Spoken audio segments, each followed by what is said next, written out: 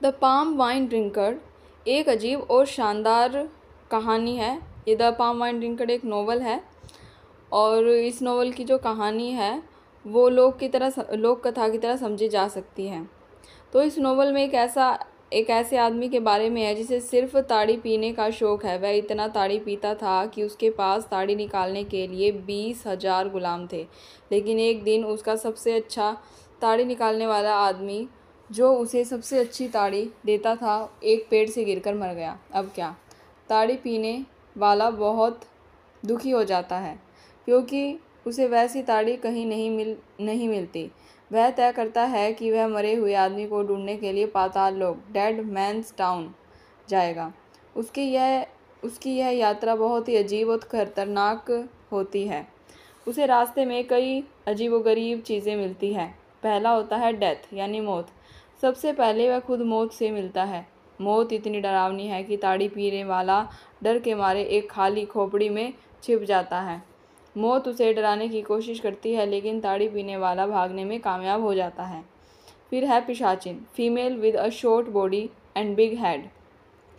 फिर उसे एक खूबसूरत लड़की मिलती है लेकिन वह असल में एक पिशाचिन होती है जिसका शरीर छोटा और सिर बहुत बड़ा होता है। वह उसे अपने जाल में फंसाने की कोशिश करती है लेकिन ताड़ी पीने वाला अपनी समझदारी से बच निकलता है। जन्महीन बच्चा, अनबॉर्न बेबीज। एक और जगह उसे ऐसे बच्चे मिलते हैं जिसका अभी जन्म नहीं हुआ। वे बहुत परेशान होते हैं। सफ़ेद पेड़ और काला पक्षी। उसे एक सफ़ेद पेड़ मिलता है जिस पर एक काला पक्षी बैठा होता है। यह सब बहुत रहस्यमय लगता है। फिर है फेथफुल मदर। एक बार वह एक ऐसे पेड़ पर मिलता है जिसे वह विश्वासघाती माँ कहता है। यह पेड़ उसकी मदद करता है लेकिन फिर उसे धोखा भी देता है। Red town. वह एक ऐसे शहर में पहुंचता है जहां सब कुछ लाल रंग का होता है, जैसे कि खून का रंग। यह शहर बहुत ही डरावना और हिंसक होता है। Bush of ghosts. उसे एक भूतिया जंगल से भी गुजरना पड़ता है जहाँ अजीबोगरीब आवाज़ें आती हैं और डरावनी चीज़ें होती हैं। फिर है रैथ और ऑल्टर। एक जगह उसे एक देवालय मिलता है जहाँ वह कुछ अजीबोगरीब अनुष्ठान देखता है। इन सब भयानक और अजीब अनुभवों के दौरान ताड़ी पीने वाला अकेला नहीं होता। उसे एक महिला भी मिलती है और उसकी पत्नी बन जाती है। वह बहुत बहादुर और समझदार होता है और हर मुश्किल में उसका साथ देती है। अंत में कई मुसीबतों का सामना करने के बाद ताड़ी पीने वाला और उसकी पत्नी उस शहर में पहुंचते हैं जहां मरे हुए लोग रहते हैं। वहां उसे अपना ताड़ी निकालने वाला आदमी तो नहीं मिलता लेकिन वह एक ऐसे देवता से मिलता है जो उसे बताता है कि उसका आदमी अब वापस नहीं आ सकता। देवता उसे एक जादुई अंडा देता है और उसे अपने गांव वापस जाने के लिए कहता है।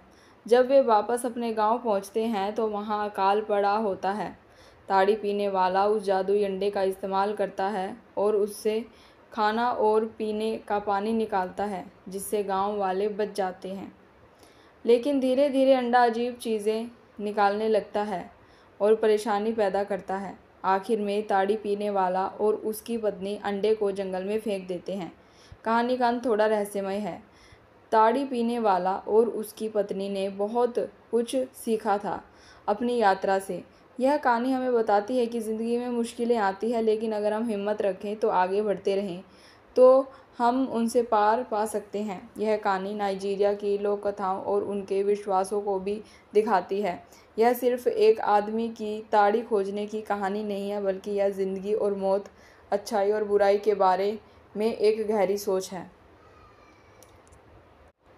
अब इसमें मैजिकल रियलिज़म को समझते हैं। तो ये जो उपन्यास है इसमें मैजिकल रियलिज़म का इस्तेमाल हुआ है। तो मैजिकल रियलिज़म का मतलब होता है एक ऐसी दुनिया जहाँ जादू और रोज़मर्रा की ज़िंदगी घुल मिल जाती है। कल्पना कीजिए कि आप एक ऐसे गांव में रहते हैं जहाँ सब कुछ सामान्य दिखता है। लोग खेती कर रहे हैं, बच्चे खेल रहे हैं, दुकानें लगी हैं। लेकिन इस सामान्य सी दुनिया में अचानक कुछ ऐसा हो जाए जो बिल्कुल भी सामान्य ना हो, फिर भी कोई उस पर हैरान ना हो। सब उसे ऐसे ही स्वीकार कर लें जैसे वह रोज की बात हो। यही है मैजिकल रियलिज्म।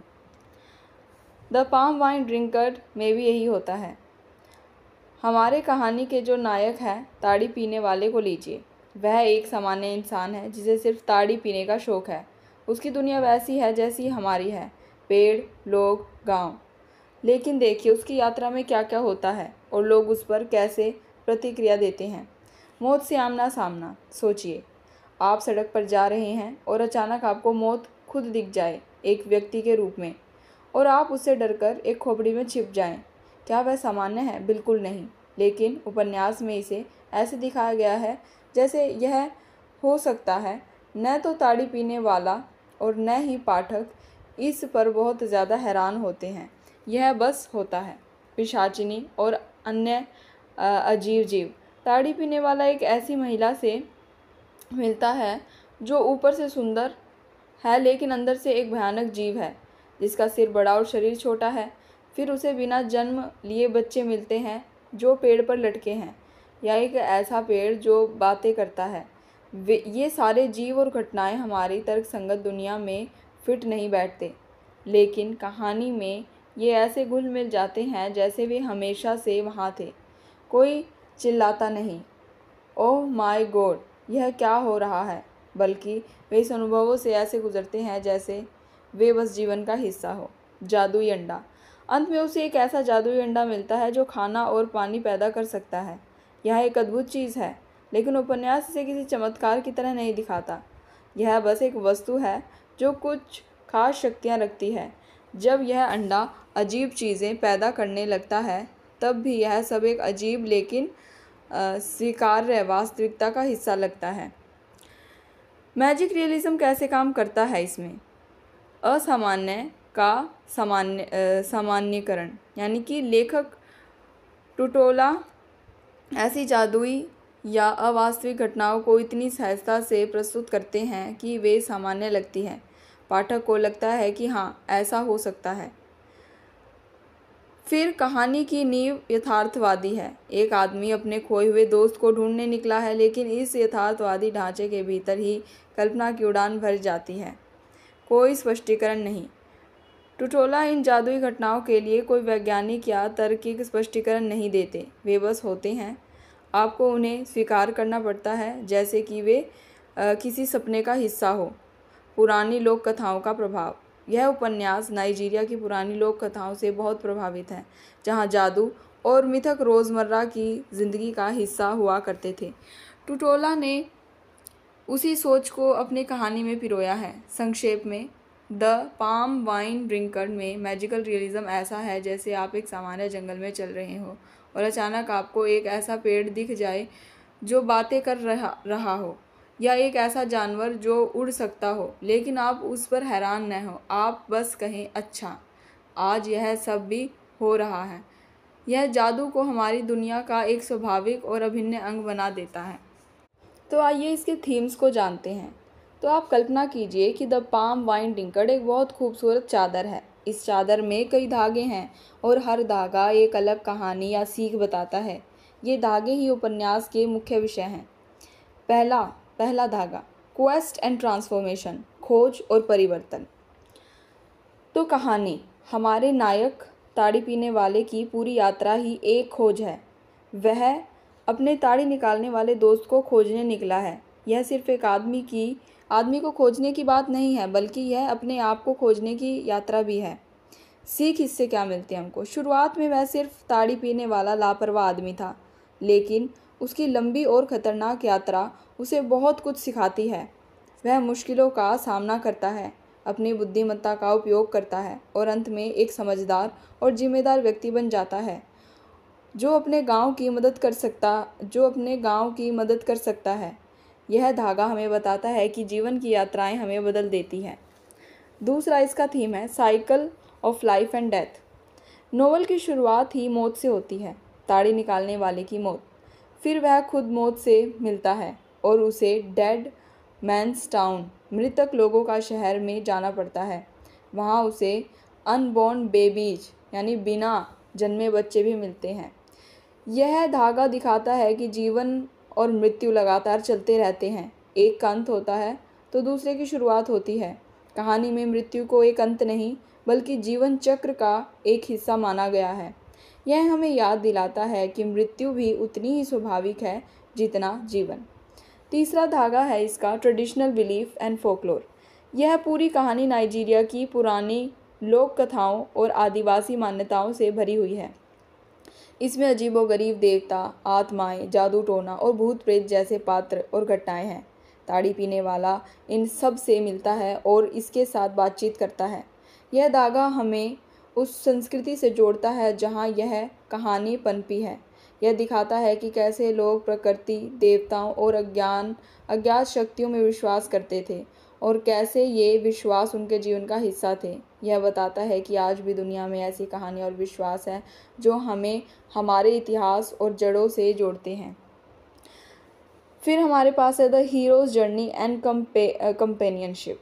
ताड़ी पीने वाला अपनी यात्रा में अकेला नहीं होता। उसे एक महिला मिलती है जो उसकी पत्नी बन जाती है। वह हर मुश्किल में उसका साथ देती है, उसे सहारा देती है और अपनी बुद्धिमत्ता से उसकी मदद करती है। यह धागा हमें बताता है कि जीवन की बड़ी यात्राओं में हमें अक्सर किसी साथी की ज़रूरत होती है। सच्चा साथी हमें ताकत देता है और हमें आगे बढ़ने में मदद करता है। यह दोस्ती और रिश्ते के महत्व को उजागर करता है। फिर हमारे पास है रिटर्न होम एंड रिस्पॉन्सिबिलिटी। ताड़ी पीने वाला अपने दोस्त को नहीं ढूंढ पाता, लेकिन उसे एक जादुई अंडा मिलता है। वह अपने गांव वापस आता है जहां अकाल पड़ा होता है। वह उस अंडे का उपयोग करके अपने गांव वालों की मदद करता है। यह धागा दिखाता है कि अपनी यात्रा से लौटकर हमें अपने समाज और लोगों के प्रति अपनी जिम्मेदारी समझनी चाहिए। नायक ने जो अनुभव और ज्ञान प्राप्त किया उसका उपयोग उसने अपने समुदाय की भलाई के लिए किया। यह हमें सिखाता है कि अपने अनुभवों का उपयोग दूसरों की मदद के लिए करना चाहिए। तो द पाम वाइन ड्रिंकर की ये जो चादर इन धागों से बनी है, खोज और बदलाव, जीवन मृत्यु का चक्र, पुराने विश्वास, साथ और घर वापसी, ये सभी धागे मिलकर एक ऐसी कहानी बताते हैं जो हमें सिर्फ मनोरंजन ही नहीं देती बल्कि जीवन और मनुष्य होने के गहरे अर्थों पर सोचने पर भी मजबूर करती है।